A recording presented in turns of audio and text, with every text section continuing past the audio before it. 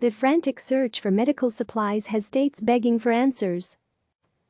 The absence of coherent guidelines from the White House has created a battle among states and hospitals, which have been hooked into bidding wars over key provisions to combat the coronavirus pandemic, driving up their prices and raising worries that regions in desperate need of immediate aid, like New York City, could be squeezed out and patients left to die.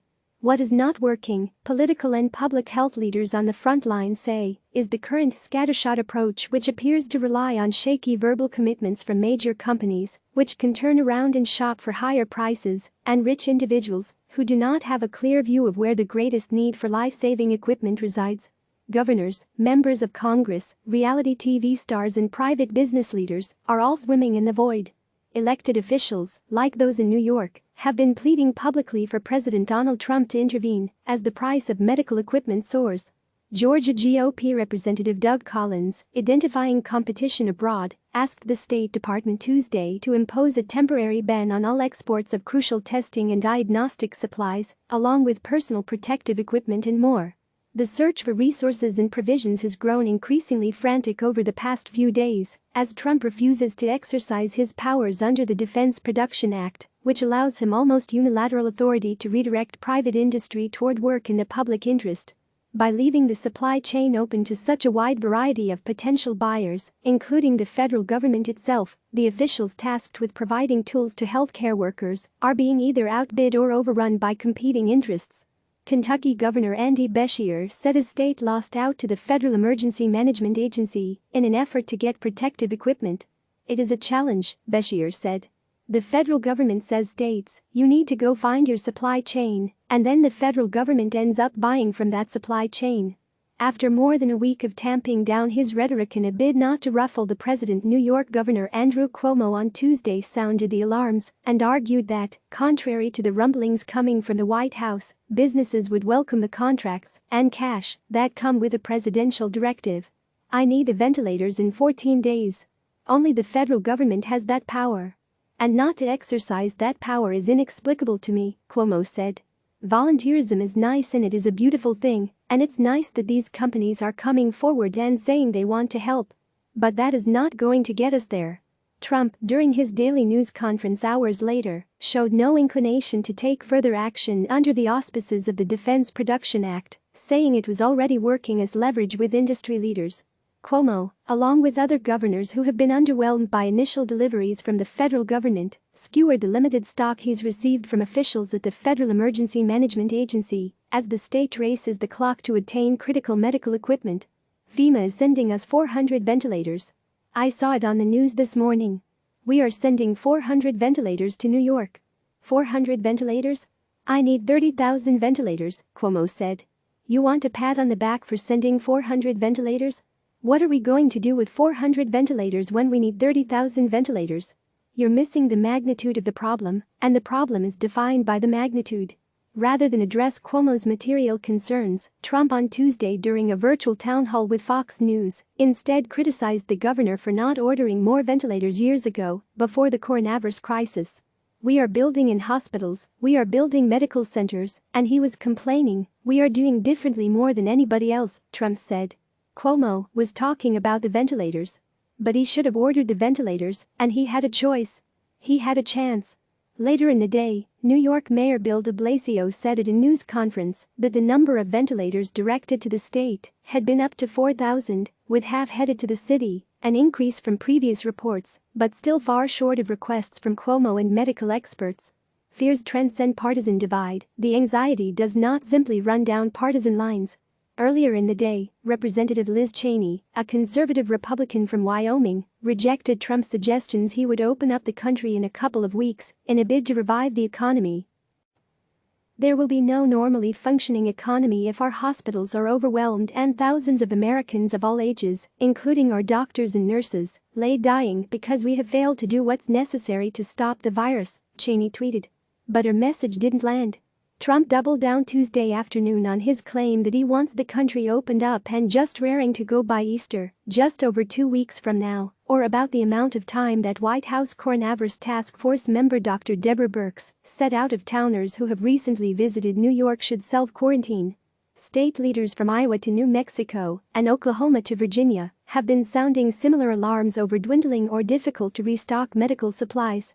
Oklahoma's Secretary of Health and Human Services Jerome Lorridge told reporters during a briefing that the state will be out of personal protective equipment in 9 days. He added that a private company was now chipping in 3D printing abilities to manufacture valves for ventilators. Rhode Island Governor Gina Raimondo told reporters that her state is building its own supply chain network to scour the world to find all the supplies we need in order to do the testing. Every state is vying for the resources. Frankly, most countries are vying for the same resources, so it's a challenge, said Raimondo, a Democrat. Oregon is facing a similar crunch. Both in our requests for personal protective equipment from the national stockpile and our conversations with private suppliers, Oregon Governor Kate Brown's press secretary, Charles Boyle, said, "We find ourselves competing with larger states with more immediate needs due to the size and scope of their COVID-19 outbreaks. New York, California, Washington, and others."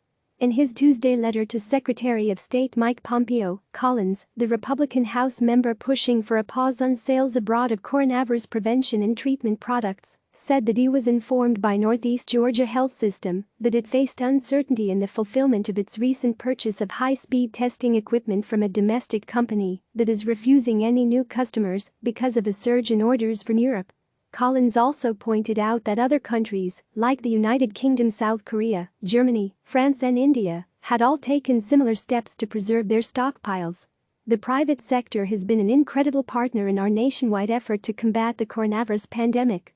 Its contribution during these times cannot be overstated, Collins wrote. I do feel it necessary, however, that we provide clear guidance that all production of necessary medical supplies must first be sent to purchasers in the United States until domestic demand has been satisfied. By late Tuesday afternoon, Ohio's top health official, Dr. Amy Acton, sounded the alarm for her own state. She called the over 560 confirmed coronavirus cases there the tip of the iceberg and warned that the state's reserves of personal protective equipment had all been put into the field with healthcare workers. There is a limited supply. That is the truth, Acton said. We've placed it where it is needed. We are working to determine how to extend use of PPE. Commonly used personal protective equipment, like masks, is not designed for extended or repeated use. Now, as time winds down on patients in New York and other hard-hit areas, the search for supplies has increasingly moved outside the usual political and governmental channels. Facebook, Tesla and Real Housewives' desperate healthcare workers are fundraising on their own and pleading with private citizens to donate what had been common supplies. There has also an upswing in uncoordinated efforts from rich donors, like Facebook, which is tapping its own emergency reserve of medical-grade masks, according to CEO Mark Zuckerberg, and working on sourcing millions more. Former Real Housewives of New York star Bethany Frankel has also become an unlikely source of aid, with a pledge to donate more than 1.5 million masks. Elon Musk, the Tesla CEO, delivered more than 1,000 ventilators to California, but the confusion that followed the news underscored broader communication issues.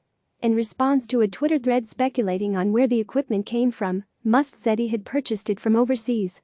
China had an oversupply, so we bought 1255 FDA-approved ResMed, Philips and Medtronic ventilators on Friday night and airshipped them to Musk said. If you want a free ventilator installed, please let us know.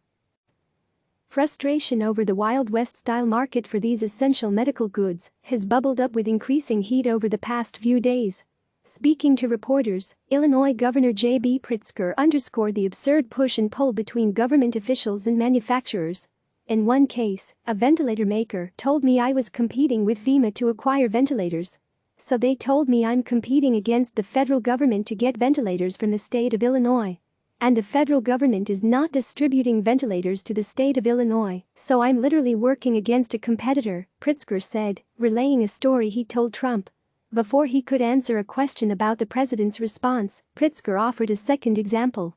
I called another manufacturer of ventilators, and he pointed out to me that I would be competing with countries other than the United States as I put an order in, Pritzker said, and that I'd better put in as big of an order as possible in order to put myself higher on the list of priority to get ventilators from that manufacturer. Like other governors in states facing shortages, California's Gavin Newsom has said his administration is striking out on its own in search of supplies.